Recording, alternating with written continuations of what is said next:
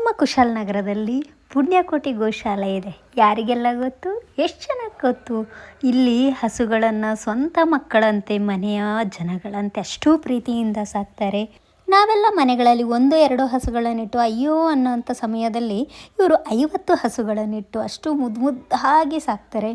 ಅವಕ್ಕೆ ಏನೂ ಕೊರತೆ ಇಲ್ಲದೆ ಇರೋ ಹಾಗೆ ಪ್ರೀತಿಯಿಂದ ಮಕ್ಕಳನ್ನು ಹೇಗೆ ಲಾಲನೆ ಪಾಲನೆ ಮಾಡ್ತಾರೋ ಆ ರೀತಿ ಸಾಕ್ತಾ ಇದ್ದಾರೆ. ಇಲ್ಲಿ ಬರೋಬ್ಬರಿ 50 ಹಸುಗಳಿದೆ. ಕಾಮಧೇನುವಿನ ಈ ಗೋಶಾಲೆಗೆ ಪುಣ್ಯಕೋಟಿ ಅಂತ ಹೆಸರನ್ನು ಇಟ್ಟಿದ್ದಾರೆ. ದಯವಿಟ್ಟು ಎಲ್ಲರೂ ಒಮ್ಮೆ ವಿಸಿಟ್ ಮಾಡಿ. ನಿಮ್ಮಲ್ಲಿ ನೀವು ಬೆಳೆದಂಥ ಬೆಳೆಗಳಲ್ಲಿ ಹುಲ್ಲು ಇನ್ನೂ ಈ ಥರ ಏನಾದರೂ ನಿಮಗೆ ಗೋಶಾಲೆಗೆ ದಾನ ಮಾಡಬೇಕು ಅನಿಸಿದರೆ ದಯವಿಟ್ಟು ಇಲ್ಲಿ ಬಂದು ದಾನ ಮಾಡಿ. ಅವರು ಯಾರ ಹತ್ರನೂ ಕೈ ಚಾಚಿಲ್ಲ ಇವತ್ತಿನವರೆಗೆ. ಅವ್ರು ಯಾರ ಹತ್ರ ಕೂಡ ಬಾಯ್ಬಿಟ್ಟು ಕೇಳೋದಿಲ್ಲ. ಅವ್ರಿಗೆ ಎಷ್ಟಾಗುತ್ತೆ ಅಷ್ಟರಲ್ಲಿ ನಿಭಾಯಿಸ್ಕೊಂಡು ಹೋಗ್ತಾರೆ. ಒಂದೊಂದು ಹಸುಗಳು ಕೂಡ ಅಷ್ಟು ಮುದ್ದಾಗಿದೆ. ಅಷ್ಟು ಮುದ್ದಾಗಿ ಎಲ್ಲರಿಗೂ ಸ್ಪಂದಿಸುತ್ತೆ. ಪ್ರೀತಿಗೆ ಕಲ್ಲೇ ಕರಗುತ್ತೆ ಅಂತಾರೆ. ಹಾಗಿರುವಾಗ ಈ ದನ ಕರುಗಳ ಮನಸ್ಸು ಕರಗಲ್ವಾ? ಹೌದು, ಅವುಗಳು ಕೂಡ ತಮ್ಮ ಪರಿವಾರದವರಂತೆ ನಮ್ಮನ್ನು ಕೂಡ ಅಷ್ಟು ಪ್ರೀತಿಯಿಂದ ನಮಗೂ ಸ್ಪಂದಿಸುತ್ತೆ. ಹೋದರೆ ನಿಮಗೆ ಸಮಯ ಕಳೆಯೋದೇ ಗೊತ್ತಾಗೋದಿಲ್ಲ. ದಯವಿಟ್ಟು ಕುಶಾಲನಗರದ ಸುತ್ತಮುತ್ತ ಇರುವಂಥ ಎಲ್ಲ ಜನರಲ್ಲಿ ನಾನು ಕೇಳ್ಕೊಳ್ಳೋದು ಇಷ್ಟೇ, ಒಮ್ಮೆ ಗೋಶಾಲೆಗೆ ಭೇಟಿ ನೀಡಿ. ಅವ್ರು ಯಾರ ಹತ್ರನೂ ರಿಕ್ವೆಸ್ಟ್ ಮಾಡ್ತಾ ಇಲ್ಲ ನನಗೆ ಸಹಾಯ ಮಾಡಿ ಅನ್ನೋದು, ಅದು ಅವರ ದೊಡ್ಡ ಗುಣ. ದಯವಿಟ್ಟು ನಿಮ್ಮ ಕೈಲಾದಷ್ಟು ಸಹಾಯ ಮಾಡಿ. ಸಮಯ ಇದ್ದರೆ ಇಲ್ಲಿ ಹೋಗಿ ಸ್ವಲ್ಪ ಹೊತ್ತು ಸಮಯ ಕಳೀರಿ. ನಾವು ಸ್ವಲ್ಪ ನೋಡಿ ಬರೋಣ ಅಂತ ಹೋದೋ, ಬಟ್ ಅಲ್ಲಿ ಸಮಯ ಕಳೆದಿದ್ದೇ ನಮಗೆ ಗೊತ್ತಾಗಲಿಲ್ಲ.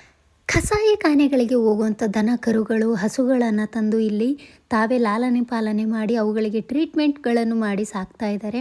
ಅವುಗಳಿಗಾದಂಥ ಸಣ್ಣ ಪುಟ್ಟ ಗಾಯಗಳಿಗೆ ಬ್ಯಾಂಡೇಜ್ಗಳನ್ನು ಹಾಕಿ ಅಷ್ಟು ನೀಟಾಗಿ ಸಾಕ್ತಾ ಇದ್ದಾರೆ. ಯಾವುದೇ ರೀತಿ ಕಾಯಿಲೆಗಳು ಬರದೇ ಇರೋ ಹಾಗೆ ಅದಕ್ಕೆ ಮುನ್ನೆಚ್ಚರಿಕೆಯಾಗಿ ಟ್ರೀಟ್ಮೆಂಟ್ಗಳನ್ನು ಮಾಡ್ತಾ ಇದ್ದಾರೆ. ನಮ್ಮ ಕೈಲಿ ಸಾಕೋದಕ್ಕೆ ಆಗ್ತಾ ಇಲ್ಲ, ನಮ್ಮ ಕೈಲಿ ಸಾಕೋ ತಾಕತ್ತಿಲ್ಲ ಅಂದರೆ ಇಲ್ಲಿಗೆ ತಂದು ನೀವು ಹಸುಗಳನ್ನು ಕೊಡಬಹುದು. ನಿಮ್ಮ ಕೈಲಿ ಆಗಲಿಲ್ಲ ಅಂದರೆ ಗೋಶಾಲೆಗಳಿಗಾದರೂ ಹಸುಗಳನ್ನು ಕೊಡಿ. ದಯವಿಟ್ಟು ಯಾವುದೇ ಕಸಾಯಿಖಾನೆಗಳಿಗೆ ಹಸುಗಳನ್ನು ತಳ್ಳಬೇಡಿ. ನಮಗೋಸ್ಕರ ಜೀವವನ್ನು ತೆಗೆಯುವಂಥ ಒಂದು ಜೀವ ಅವುಗಳನ್ನು ಕೊನೆವರೆಗೂ ನಾವು ಚೆನ್ನಾಗಿ ನೋಡಿಕೊಂಡ್ರೆ ಭಗವಂತ ನಮ್ಮನ್ನು ಕೂಡ ಅಷ್ಟೇ ಚೆನ್ನಾಗಿ ನೋಡ್ಕೋತಾನೆ. ಅಷ್ಟೇ ಮಾತ್ರ ಅಲ್ಲ, ಇಲ್ಲಿ ಗೋವಿನ ಉತ್ಪನ್ನಗಳು ಬೇಕಾದರೂ ನಿಮಗೆ ಸಿಗುತ್ತೆ. ನೀವು ಇಲ್ಲಿ ಬಂದಾಗ ಅವರನ್ನು ವಿಚಾರಿಸಿ, ಅವರು ಕೆಲವೊಂದು ಗೋವಿನ ಉತ್ಪನ್ನಗಳನ್ನು ನಿಮಗೆ ತೋರಿಸ್ತಾರೆ. ನೀವು ಗೋವಿನ ಉತ್ಪನ್ನಗಳು ಮನೆಗೆ ಬೇಕಿದ್ದರೆ ಕೂಡ ಇವ್ರ ಹತ್ರ ನೀವು ಪರ್ಚೇಸ್ ಮಾಡ್ಕೊಂಡು ಹೋಗ್ಬೋದು. ಅದರಿಂದ ಪಾಪ ಅವರು ಗೋವುಗಳಿಗೆ ಏನಾದರೂ ಫೀಡ್ಸು ಅಥವಾ ಹುಲ್ಲು ಇನ್ನೊಂದು ಮತ್ತೊಂದು ಏನಾದರೂ ತರಲಿಕ್ಕೆ ಅವರಿಗೆ ಉಪಯೋಗ ಆಗುತ್ತೆ. ಅಥವಾ ಕೆಲವೊಬ್ರು ಯಾರಾದರೂ ಧನ ಸಹಾಯ ಮಾಡೋದಾದರೆ ಮಾಡಿ. ಇದನ್ನು ಅವ್ರು ಕೇಳ್ತಾ ಇಲ್ಲ, ನಾನು ಈ ಮೂಲಕ ನಿಮ್ಮ ಹತ್ರ ಕೇಳ್ಕೊಳ್ತಾ ಇದ್ದೀನಿ.